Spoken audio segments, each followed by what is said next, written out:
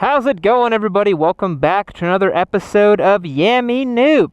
Thanks for being here. Thanks for joining me. Today we're taking a look at a classic motorcycle. Well, sort of classic. I think it's kind of classic at this point. If you're unfamiliar with this platform, if you're unfamiliar with these bikes, this is one of the baddest motorcycles to have ever been built. This is Ducati's first generation Hypermotard 1100 EVO SP. This is a 2008 version of it. Features an 1100cc engine, and quite simply put, this is one of the most bonkers motorcycles that Italy ever made. This thing is nuts, truly. And so, why do I have this thing? Did I buy it? Am I giving away? What's going on? No, none of that. If you saw last week's video where we did the big triple bike shootout, we did the ADV versus Cruiser versus Motard video, which is a lot of fun. Go and check that out if you haven't seen it yet. I actually rented this motorcycle off of Twisted Road. As many of you guys know, I'm an investor in Twisted Road. I really do believe in peer-to-peer motorcycle rental services. So I picked this up from a guy called Logan. Thanks so much, Logan. This thing's been a blast so far. I've been enjoying riding it around, and it's a really great bike. If you want to learn how you can rent a motorcycle, click the link down below to twistedroad.com and get yourself a free day of riding using my link down below. So, what makes this motorcycle so insane? Well, let's start off with the fact that it's this insane, like, hyper supermoto thing. This is not a traditional supermoto in the sense of someone's taken a 450 dirt bike and turned it into a street bike or something like that. This is actually a sort of like straight from the factory supermoto thing that Ducati made back in the day that featured this gigantic engine for no good reason. So the weight on it is about 410, 420 pounds. So comparing it to supermoto just doesn't make sense because supermotos, if you convert from a 450, they weigh like 260 pounds, 270 pounds. They're pretty lightweight. This is obviously much, much heavier. But does it detract from the fun factor? Simply put, this is one of the most ballsy, hairiest motorcycles I've ever had the pleasure of riding. It really is fantastic. So a couple specs that makes this thing special in my opinion. So being that it's from 2008, it has nothing. No electronics. Barely has ABS. That doesn't even work that great. This is an air-cooled engine, 2-valve, super simple engine, just sounds the absolute business. Is this amazing, raw, juicy, velvety kind of engine. Doesn't make that much power at the top end, but makes a prodigious amount of low-end torque. We're talking 77 to 78 foot-pounds of torque, like 4,000 RPM, and about 90 horsepower at the top end. But honestly, you don't even really want to take this thing out to the top end. You just want to feel that low-end grunt that it has. As you can see here, a wonderful cable actuated throttle, baby. You love to see it. Love to see those little cables doing their things. Raw, analog. Look at this dash, guys. Look how simple this is right here. That's all you get. That's it. There's nothing else to it. It's a pretty simple motorcycle. This one is it's an okay example. It's got a couple things on it that are kind of weird. I'm pretty sure Logan looped it at some point because that's all loose over there. Not looking too great, but it's held on apparently. It also features an Öhlins rear shock. I believe these are Showas up front, KYBs? I'm not sure. I can't see the name on them. We got Brembo monoblocks, Marchesini forged wheels. Not my preferred tire on here, by the way. I would not put this tire on this motorcycle. It doesn't make a whole lot of sense to me.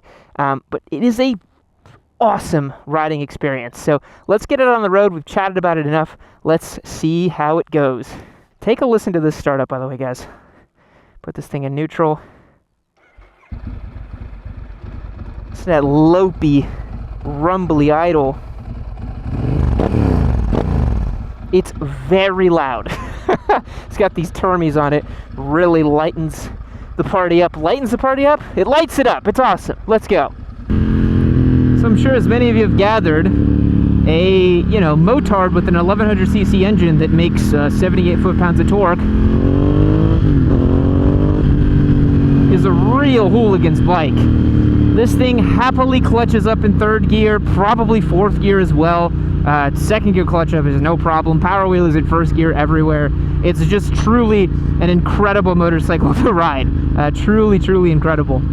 The first thing you notice about the old school Hypermotard, these 1100s from back in 2008, is just how raw they are, man. Like, holy crap, dude.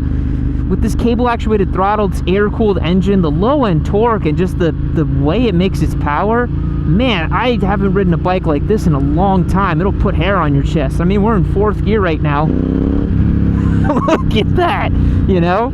It's a total goon machine. Ducati's made a lot of strides in the last couple of years with these motorcycles. It's just crazy how in 08, this was motorcycling. Like, there's no TFTs, there's no ride-by-wire, there's no modes, there's none of that stuff. It's just a simple, bare-bones bike. So the throttle is, it's okay. I'll level with you. It could definitely be a little bit smoother, but I forgive it because it's so direct. It is so direct what you do and what the bike does. It's just, it's throttle response like nothing, like very few things. And I do have a soft spot for these air-cooled Ducati engines. So back in 2016, I rode my very first Scrambler, and I really liked it. I love that air-cooled, big torque little Scrambler. And I later bought my Desert Sled that everyone knows I love very much. Love my Ducati Scrambler Desert Sled. It features the 803cc air-cooled 2-valve engine as well. It's a classic Ducati engine. But this was sort of the pinnacle back when this was being made. This was not the pinnacle. They obviously had higher liquid-cooled, you know, spec engines, but this was one of their best engines that they had. And it's such a gem. It's such a gem of an engine. Again, I just want to show you guys, like right here, 4th gear. I don't know if that comes across on camera, but it's just got this wonderful sledgehammer quality about it. It's such a Hooligan motorcycle. Everything about it is heavy, though. That's the one thing that you really start to feel its age is, you know, side to side. Modern motorcycles flick in much quicker. They're much more sharp and agile. The clutch feel is super heavy on this bike. The brakes are a little bit worn, a little bit faded, but that just might be due to age, I think, more than anything else. But you still can blip down gears, no problem on this thing.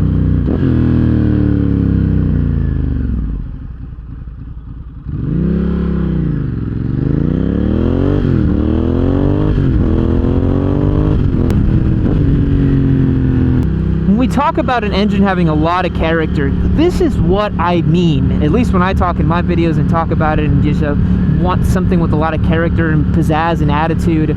Boy, this bike has that in spades. The engine, it barks and burbles and pops and crackles at the low revs. I love hearing it in the mid-range. It's such a lovely thing to hear in all of its, you know, kind of rev range and RPM. It's very sonorous, very musical.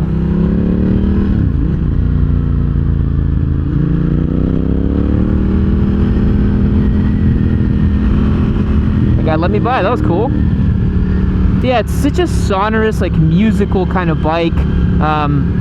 Very, very wonderful riding experience, but it is incredible how much progress we've made. Not too long ago, I rode the Hypermotard 950 SP, the brand new one, the 2020, and that bike is just a weapon. That thing's insane. It feels every bit as fast as this 1100cc engine. It doesn't feel it actually feels faster, honestly. That 939 that they got in there is hopped up, and it is a ripper of a bike. But it doesn't feel as analog and as much character as this one does. I mean, this bike has so much character, man. Yeah, flicking it over from side to side, you definitely feel its age. It doesn't flick as quickly side to side as a modern motorcycle. I don't know why that is. I don't think I have all the answers as to why exactly this platform doesn't really feel as sharp and as modern as something like the new 950 SP, and why that flicks in just so much sharper. It's not to say that this flicks in poorly or can't really handle, but comparing it to a brand new motorcycle, especially its descendants in the line of Hypermotards, this is a little unfair because it's just those new ones are so good. But man, this gives you so much nice riding experience, man. This thing's awesome.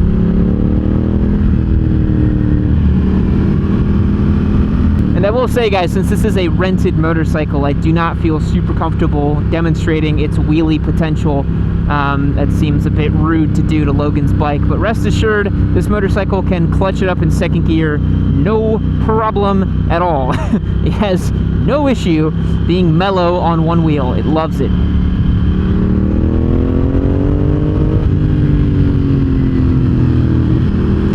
best part about it is, you know, it doesn't have a screaming top end, so it works super well as a street bike, honestly. In places like this, it seems like it's where this bike really shines. It loves these kind of mellow sweepers. I don't really love putting it through the super tight stuff. Mid-corner stability is not a not a bright spot on this motorcycle. It doesn't feel super confidence inspiring when it's stuck on line like this.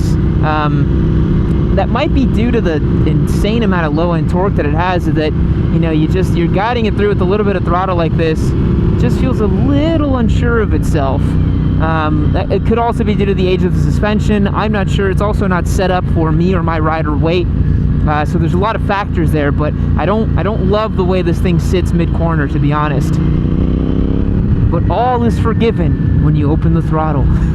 It's one of those bikes where you're like, man, I don't care what this thing does mid-corner. The engine is so good. The engine on this thing is so fantastic. All the grunt you could want. These old air-cooled Ducatis, man, they've got this wonderful bassy low end to them. They just sound so good. You can keep it really high in the gears and just power out no matter what. I think I'm in like 4th or 5th right now, and it just doesn't really care.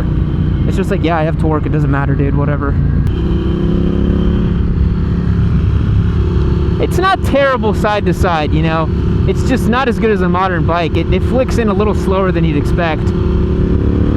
But also, it's not on the most aggressive tires. This is like a sport touring tire that's on it right now, so I'm sure if you were to put on some nice modern, you know, S22s or a Q3, that's what this thing should be on. I know that most people say, you know, sports touring tire is all you need, and I do tend to agree, but me as a bit of more experienced rider, I would like a Q3 Plus on this. I think that would be perfect for this bike. Perfect. It's still a ton of fun to flick through some corners. Oh, it's a ton of fun, man.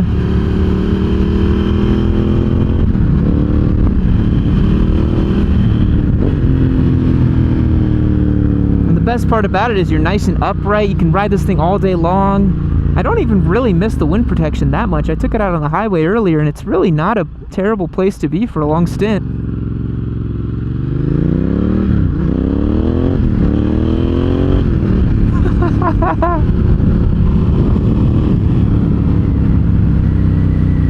What a ripper of a bike, man. Holy crap. And it's so cool how the new 950 SP has basically all the same DNA. It's so awesome how they've kind of just iterated and fine-tuned on the platform. They didn't radically change it. This does feel like the first crack at it from the drawing board, and I love it for that, honestly. It's so fun. What else can I tell you about this bike? It's not as hot as you would think. My Scrambler actually runs hotter than this thing. This thing is really not that hot at all. I've been riding around all day pretty much, and I haven't really seen it, you know, I haven't seen a high temp gauge, or I don't even know if it has a temperature gauge, but I haven't seen anything really, and I haven't felt anything that would tell me it's super hot, so kind of nice. The seat height is pretty tall. I did not research how tall the seat was, but for shorter legged riders, you might struggle with this platform. It is a little bit on the tall side. I can flat-foot it just fine at 6 foot with a 32-inch inseam, but I could imagine someone who's like 5'8", 5'9", might struggle a little bit with this bike. You might have to tiptoe or do the old 1 foot down trick. Fuel efficiency and fuel tank is ludicrously small.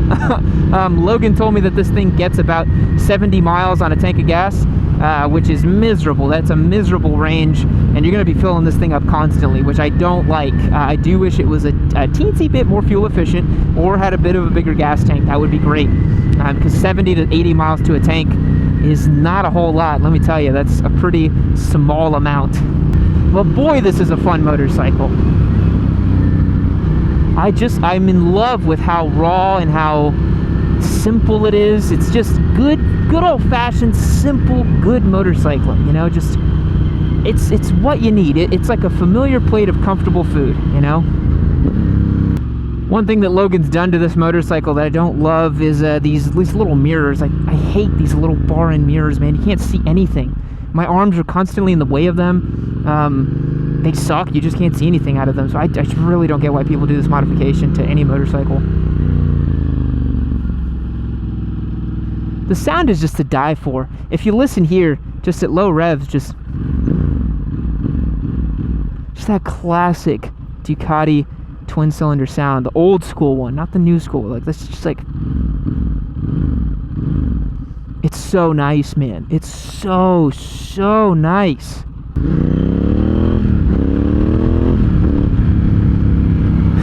I love how when you ride it like a ham-fisted idiot, it's just like, yes, this is what I want. It's one of the few motorcycles you just give it a whack full of throttle and it's like, yup, that's what I need. What a fun bike. So yeah, again, the mid-corner stability could just be the age of the forks. It could be all kinds of stuff. So I don't want to cast judgment too hard on this thing. It's insane how heavy all the inputs are, except for the brakes. The brakes are very squishy and have a lot of travel until you actually get into the braking of it. You see here, you jump on the brakes, that's when you start getting pressure after all that bar travel, or lever travel rather. Wow, that's hard to say. Lever travel rather. So if you guys have only ever ridden like super new bikes, really recommend you try out one of these older bikes from the mid 2000s especially. Very cool, very raw, very tactile.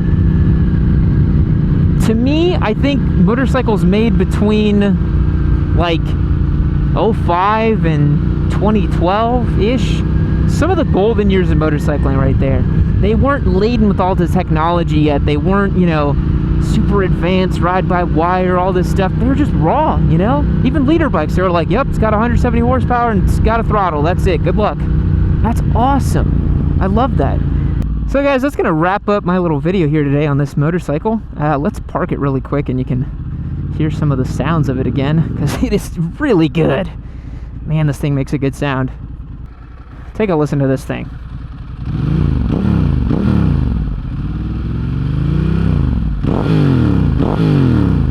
It's so awesome. It's so raw. It's so... oh my god, I know I've said that like a billion times, but I just love it.